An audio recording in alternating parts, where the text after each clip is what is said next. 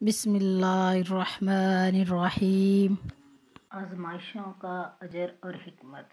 नबी करीम सल्लल्लाहु अलैहि वसल्लम ने फरमाया, रोज़े क़यामत जब मुसीबतों पर सब्र करने वालों को जज़ा दी जाएगी तो आफ़ियत में रहने वाले तमन्ना करेंगे, काश दुनिया में हमारी खाली कैंचियों से उधेड़ दी जाती।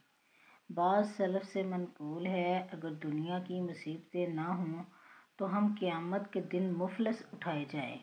यानी ये अल्लाह का एक फ़ज़ल है कि वह तकलीफ़ व मसाइब के ज़रिए हमारे बहुत से गुनाह अज़ खुद ही माफ़ कर देता है और बहुत से दर्जात अता कर देता है, वरना हम सब क़यामत के दिन मुफलस हों, यानी नेकियों से तहे दामन और गुनाहों का बोझ लादे हुए हों।